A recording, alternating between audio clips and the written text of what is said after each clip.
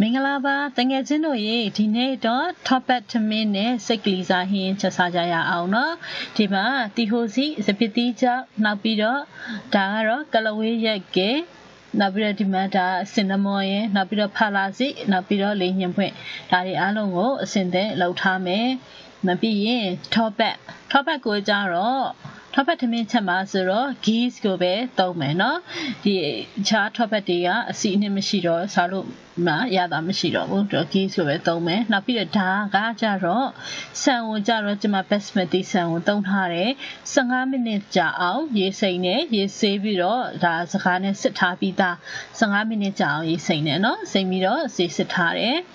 ကဲဒီမှာ basmati ဆန်အစင်းနဲ့ဖြစ်သွားပြီဆိုလို့ရှိရင်တော့လွယ်လွယ်ကူကူထမင်းပေါင်းဦးနေပဲချက်စားကြရအောင်နော်အဲ့တော့အခုဒီမှာမီးဖိုပေါ်မှာလည်းအိုးကိုပူအောင်တည်ထားမယ်ဘာလို့လဲဆိုတော့ကျမတို့ဒီတီဟိုစီကိုလည်းကြော်ဖို့လိုအပ်တယ်လို့စက်တော်နီအနီကိုလည်းစီတက်ဖို့လိုအပ်တယ်နော်အဲ့ဒါကြောင့်အိုးကိုအရင်ဦးဆုံးစီတက်ဖို့မီးဖိုပေါ်မှာပူအောင်တင်ထားမယ်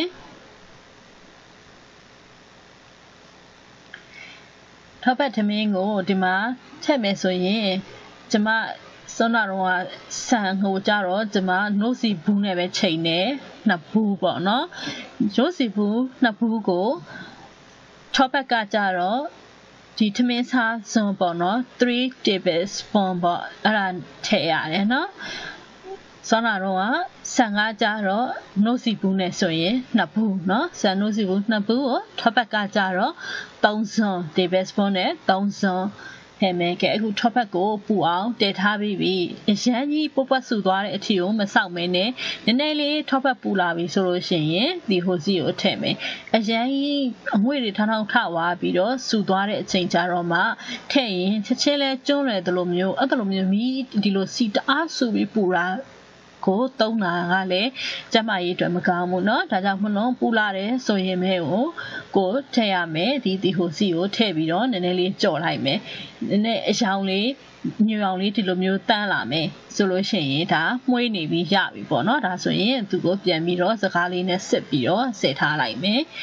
ပြီးပြီဆိုရင်ဒီ topic ဒီ software C တွေကအကြံနေအောင်မယ်เนาะအဲ့ topic C ထဲမှာစက်သွန်အနီးပပလှိထားတာကိုထည့်လိုက်မယ်စက်သွန်ဒီလေးတွေကိုအရောင်ပြောင်းလာတဲ့အထိပေါ့เนาะဒီလိုရွှေရောင်လေးတန်းလာတဲ့အထိရွှေညူရောင်တန်းလာတဲ့အထိကိုစက်သွန်ကိုကြော်ပြီးတော့စီတက်ပေးမယ်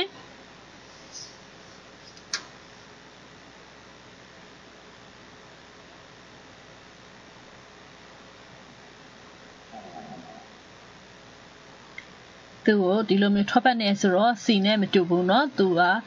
ကြတော့ဘယ်လိုခေါ်မလဲအငွေ့ဒီလိုမျိုးတအားကြီးထောင်းထောင်းထသွားပြီဆိုလို့ရှိရင်ကြတော့သူကဘယ်လိုခေါ်မလဲတအားလေးနန့်သွားတတ်တယ်เนาะအဲ့တော့ဒီလိုမျိုးပဲ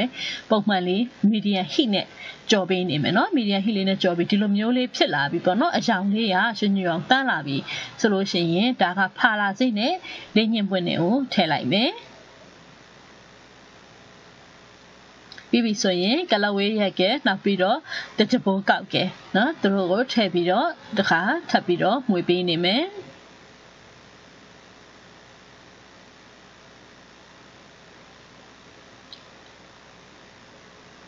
ပြီးပြီဆိုလို့ရှိရင်တော့ဒါမီးပို့ပြီးပိတ်လို့ရပြီပြီးရင်ထမင်းပါဦးနဲ့ချက်မှာเนาะထမင်းပါဦးထဲမှာစောနာတော့ကနိုးစီဘူးနှလုံးเนาะနိုးစီဘူးနှလုံးကိုဒီထဲကိုထည့်လိုက်မယ်နိုးစီဘူးနှလုံးကိုရေနဲ့15မိနစ်ကြာအောင်စိမ့်ထားမယ်စိမ့်ထားပြီးပြီဆိုလို့ရှိရင်စကားနဲ့စစ်ထားမယ်ကဲအဲ့ဒီရဲ့ဆန်ပေါ့เนาะ basmati rice ကိုသုံးထားပါတယ်သူ့ကိုထည့်လိုက်မယ်ထည့်လိုက်ပြီးပြီဆိုလို့ရှိရင်စောနာတော့ကစီကတ်ထားတယ်ကျက်သွန်အနီကြော်နဲ့နောက်ပြီးတော့ဒီကလဝေးရွက်တို့ပါအကုန်လုံးပေါ့เนาะဒါဒီအားလုံးကိုထည့်လိုက်မယ်အိုးထဲကို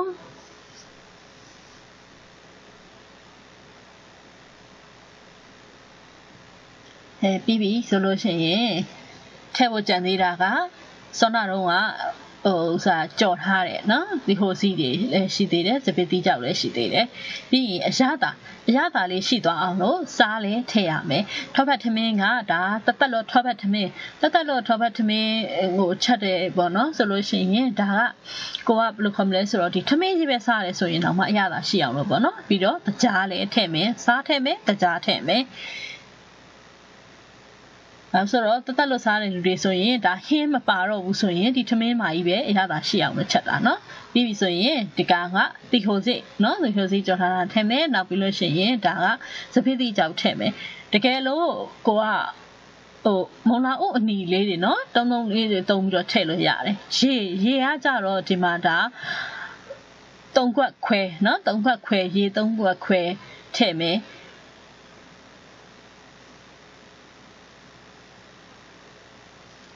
နှုတ်စီဘူးနဲ့ဆိုလို့ရှိရင်ဒါက3လုံးဒါကနော်နှုတ်စီဘူးနဲ့ဆိုလို့ရှိရင်ဒါက3လုံးနော်ဒါဆိုလို့ရှိရင်ကဲရေအချိုးကိုလည်းတည်ပြီဆိုတော့ဒါအားလုံးပြီးသွားပြီထောပတ်ထမင်းအတွက်ပုံမှန်ထမင်းချက်နေကြအတိုင်းပဲပေါင်းဦးထဲမှာထည့်ပြီးတော့ချက်လိုက်တယ်ဆိုလို့ရှိရင်ဒါကရပြီပေါ့နော်ကဲအခုဒါကစိတ်ကလေးစားကိုချက်ပြမယ်ဒါဆွမ်းနာတော့ကဒီမှာထောပတ်ထမင်းတက်ထားတဲ့အချိန်မှာဒါစိတ်ကလေးစားကိုကြတော့ကျွန်မဘာလုပ်ထားလဲဆိုတော့ပဲစိမ့်မှုန့်နဲ့နော်တနားကြီးကြောင်စိတ်နေစိတ်ပြီးရင်ဒါကိုရေးစင်အောင်ဆေးလိုက်တယ်ဆိုရင်အညှိနဲ့လည်းပြောက်မယ်ဒီလိုလည်းဖွေးသွားမယ်ကလေးစားလေးဘယ်လိုဆေးရလဲလို့မေးတဲ့အတွက်ပြောပြပေးတာနော်ပြီးပြီဆိုလို့ရှိရင်ဒါကကြောက်ကက်ကဲအသေးရဲ့အခြားကလေးစားလေးရှိတဲ့ရင်ထည့်လို့ရတယ်အစုပ်ထည့်စင်လားဒါပေမဲ့ဝယ်လို့မရခဲ့တော့ဘူးဆိုတော့ဒီရှိတဲ့3မျိုးနဲ့ပဲစိတ်ကလေးစားဟင်းလေးချက်ပြပေးမယ်နော်မဟာဒီလိုစိတ်ကလေးစားတွေကဒီလိုပဲမှုန့်နဲ့တနားကြာတော့အောင်စိတ်ထားပြီးပြီဆိုလို့ရှိရင်ဒီလိုဖွေးတန့်သွားပြီနော်သူရေစင်အောင်ဆေးမယ်ပြီးပြီအခုအရသာအတွက်ကစားထည့်ပြီးတော့ပထမဆုံးစားထည့်ပြီးတော့အရသာနည်းမယ်နောက်ပြီးလို့ရှိရင်ဟွန်တချီငါးမှုန့်ထည့်မယ်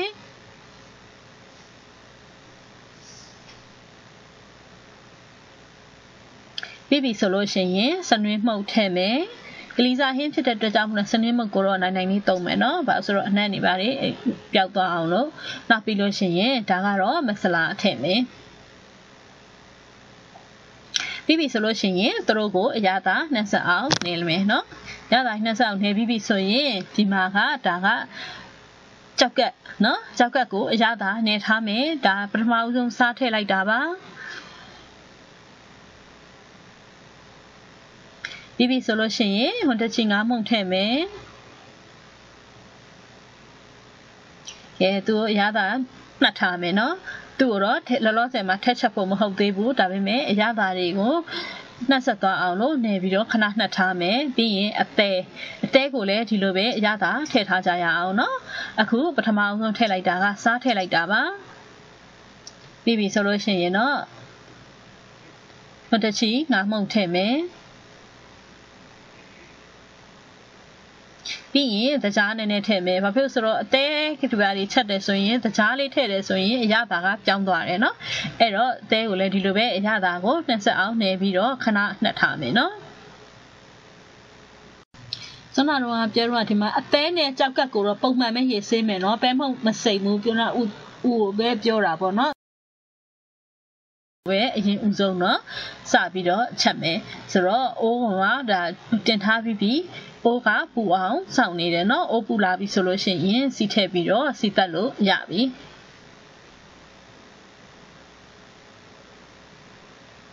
ကဲအခုဒီမှာအိုးကနော်ပူလာပြီဆိုလို့ရှိရင်စီထည့်မယ်အခုဒီကျမသုံးတဲ့ဒီအိုးကတော်တော်လေးကိုထူတယ်ထူတော့ပူဖို့အတွက်တော့သူကတော်တော်လေးစောင့်ရတယ်အိုးပူအောင်လို့လေအိုးပူပြီးစီကောင်းကောင်းလေးဟိုကနေဖြစ်သွားပြီဆိုလို့ရှိရင်တော့သူအရှိန်ရသွားပြီဆိုရင်တော့ဟင်းချက်လို့ရှိရင်သူကအရန်နူးလွယ်တယ်ပုံမှန်အိုးတွေထည့်ပါဆိုအဖုံးကလည်းလေးတယ်အိုးကလည်းလေးတယ်ခါကြတော့လေသူကပူပြီးတော့ဟိုဖြစ်တယ်ဒါပေမဲ့ပူဖို့ဆိုလို့ရှိရင်တော့တကယ်ကိုစောင့်နေရတယ်သူကလေတော်တော်နဲ့မပူနိုင်ဘူး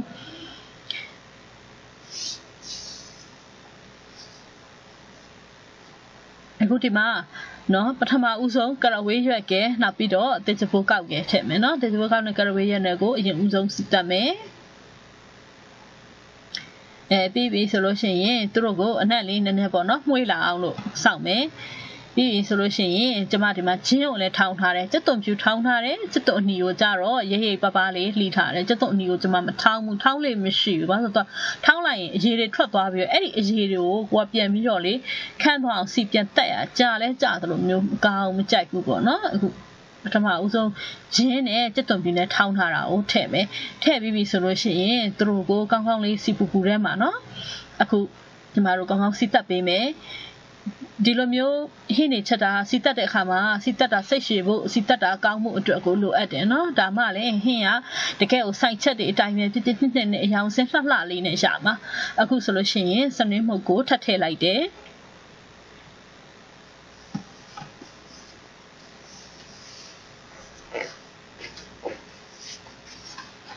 သူကအခုဆိုလို့ရှိရင်เนาะသူ့ကိုဒီမှာစီတက်ထားတဲ့အခါမှာတက်တုံပြူနဲ့ဂျင်းတွေကထွေးလေးပေါ့เนาะဖြစ်လာတဲ့အထိပေါ့เนาะကျမတို့ဒီမှာမှွေနေနဲ့မျိုးလုံးနဲ့မှလည်းကြည်ရတာတိတာလာမယ်နောက်ပြီးတော့လက်ကအဒီပေါ့เนาะရောင်းမှနဲ့မှွေရတဲ့အထိတွေမှလည်းတိတာလာမယ်ပေါ့เนาะအဲ့လိုမျိုးခတ်ထွေးလေးဖြစ်လာတဲ့အထိကိုကျမတို့စီတက်ပေးမယ်ပြီးပြီဆိုလို့ရှိရင်တော့စက်သွန်အနီကိုနောက်ဆင်းထားတာကိုထည့်မယ်နော်ဇောနာပြောသလိုပဲကျမမထောင်းဘူးဘာလို့ဆိုတော့ဒီထောင်းလိုက်တဲ့အခါမှာရေထွက်လာတယ်ဒါကိုပြန်ပြီးစီတက်တာမနာဘူးဆိုလို့ရှိရင်ညီးစော်နှံတတ်တယ်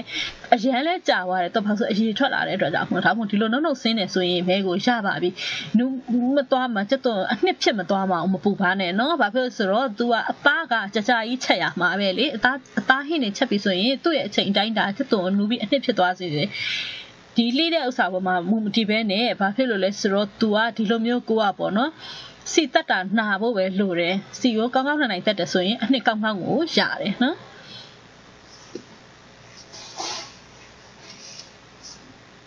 ဒီလိုပဲစက်သွန်နေအနီတွေဟာလည်းခတ်ထွေးထွေးလေးဖြစ်လာတဲ့အထီကိုပေါ့နော်သူ့ရဲ့အယောင်တွေပြောင်းလာမယ်အနက်ကလည်းလုံးဝပြောင်းလဲသွားပြီးတော့ဒီလိုထွေးထွေးလေးဖြစ်လာပြီးဆိုတော့မှကြံတဲ့ကိုပေါ့နော်ထည့်ရမယ်အယောင်တင်မှုတ်ဒီပါလေးစပြီးတော့ထည့်မယ်နော်အခုအယောင်တင်မှုတ်ကိုထည့်မယ်အယောင်တင်မှုတ်ကလည်းမေးကြတဲ့အတွက်ပေါ့နော်ကျွန်မကိုရီးယားလာတဲ့အယောင်တင်မှုတ်ကိုသုံးပါတယ်သူက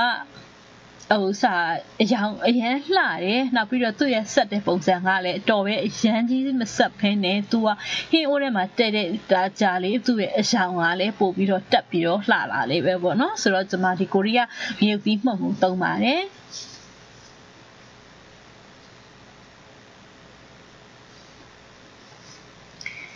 ကဲသူ့ကိုမြုပ်ပြီးရဲ့အစိမ်းနဲ့ပေါ့နော်ပျောက်သွားတဲ့အထီကိုမှွေပေးနေမယ်သူ့ရဲ့ဒီမီးရဲ့အပူအရှိန်နဲ့ခဏလေးဆိုရင်ပဲဒီအနံ့ကပျောက်သွားပြီဆိုရင်စောနာတုံးကအရသာနေထားတဲ့စိတ်ဥတွေကိုထည့်လိုက်ပါမယ်နော်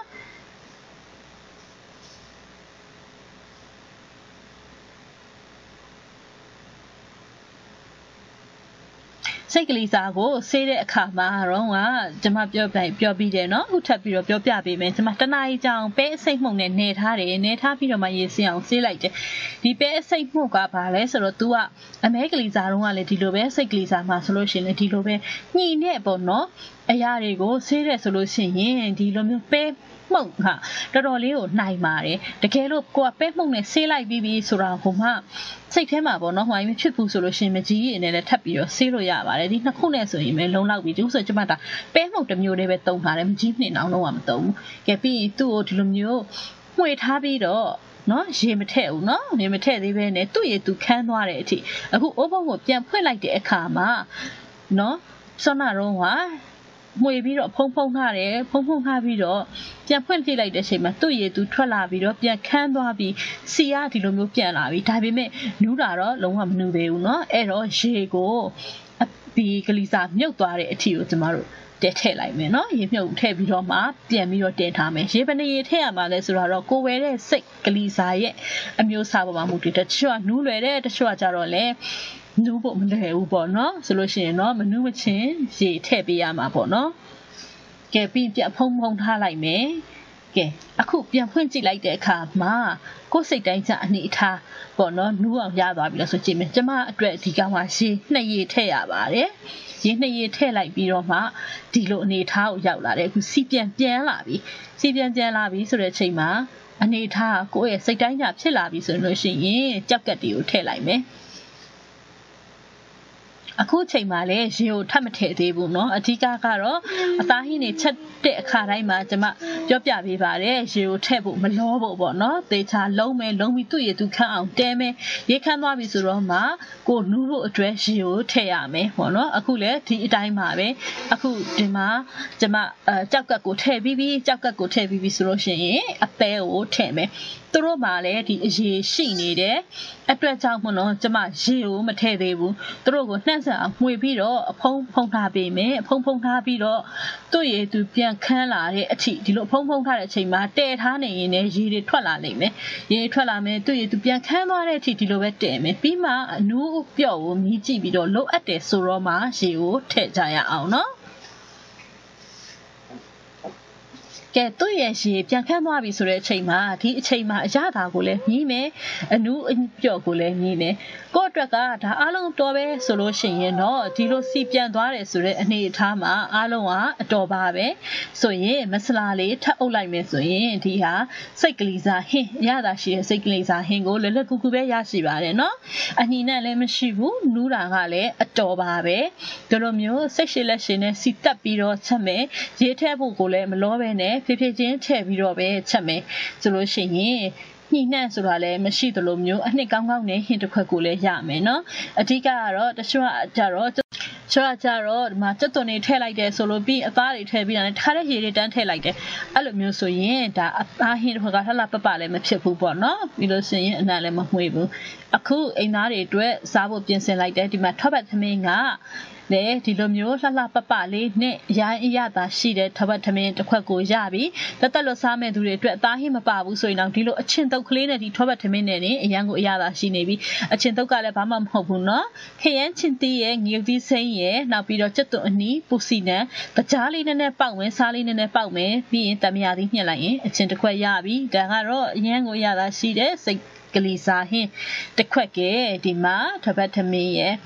တော့နော်အားလုံးကအစင်တင်ဖြစ်သွားပြီးတော့ကိုယ့်ရဲ့အလှပွဲတွေအတွက်ပဲဖြစ်ဖြစ်အိမ်မှာမိသားစုစားဖို့ပဲဖြစ်ဖြစ်ကိုယ်တိုင်ချက်စားတဲ့အခါမှာအရင်ရတာကိုလည်းရှိပြီးတော့တကယ်ကုန်ကြစိတ်ကတကယ်ဘာမှမရှိဘူးเนาะဒီထောပတ်ထမင်းဆိုလို့ရှိရင်တက်လို့စားတဲ့လူတွေအတွက်ဆိုလို့ရှိရင်ဘာမှကုန်ကြစိတ်မရှိဘဲနဲ့အရသာရှိတဲ့ထောပတ်တင်ခက်ကိုရပြီဒါပေမဲ့ဒါကျမအသားဟင်းနဲ့ပါတွဲဖက်ပြီးတော့ချက်ပြပေးတာဖြစ်တယ်เนาะဆိုတော့ဒါစိတ်ကလေးစားဟင်းရလေတော်တော်များများကြိုက်ကြပါတယ်မညှိအောင်အရသာရှိအောင်ချက်တဲ့နီလေးကိုပြပြပေးထားတာပါအရန်လဲလွယ်ကူသလိုကုန်ကြစိတ်လည်းတတ်တာပါတယ်เนาะအဲ့တော့ငွေချင်းတွေလက်တွေ့ပဲချက်ကြည့်ပါအောင်เนาะကိုယ့်ရဲ့အလှပွဲမှာကိုတိုင်းပဲလက်တွေ့ချက်ကြည့်ပါဦး